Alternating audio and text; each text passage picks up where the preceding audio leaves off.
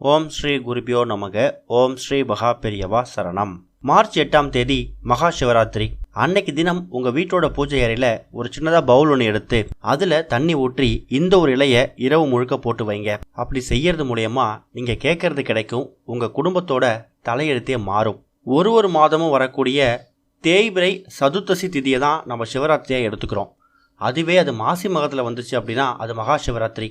அப்பேற்பட்ட அற்புதம் வாய்ந்த மகா சிவராத்திரி அன்னைக்கு நாம சிவபெருமான நினைப்பால மட்டும்தான் இருக்கணும். மார்ச் 8ஆம் தேதி இரவு 8:20 மணிக்கு மேலே தான் சதுர்த்தசி திதி ஆரம்பிக்குது. அதனால் 8:20 மணிக்கு மேலே தான் மகா சிவராத்திரிக்கான கணக்கும் வரும். அன்னைக்கு தினம் கண்விழிக்க ஆசைப்படுறவங்க சிவபெருமான் கோயிலுக்கு போயிட்டு 4 கால பூஜைகளை கலந்துப்பாங்க.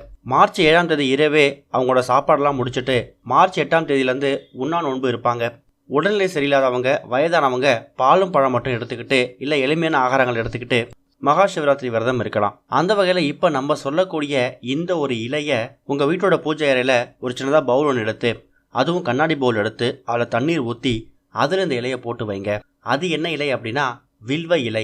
சிவபெருமானுக்கு ரொம்ப உகந்த இலையாக கருதப்படக்கூடிய இந்த வில்வ இலையை நம்ம சிவபெருமானாக பாவிச்சு நம்ம வீட்டில் தங்க வைக்க போகிறோம். உங்கள் வீட்டில் விடிய பூஜை அறையில் விளக்கேறணும் அப்படிங்கிற அவசியம் கிடையாது.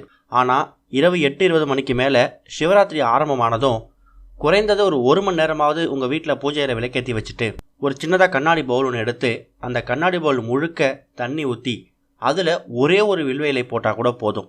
அந்த வில்வ இலையை போட்டு வச்சுட்டு பூஜையில் உட்காந்து குறைஞ்சது ஒரு 108 முறை ஓம் நமோ பகவதே ருத்ராய அப்படின்னு சொல்லக்கூடிய மந்திரத்தை ஒரு 108 முறை வாய்விட்டு சொல்லுங்கள்.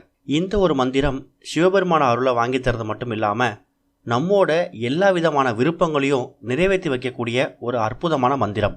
இந்த ஒரு மந்திரத்தை வில்வத்தை வந்து தண்ணியில் போடுறீங்களே, தண்ணியில் போட்டதுக்கு அப்புறமா அந்த வில்வத்தை பார்த்து 108 முறை உச்சரிங்க.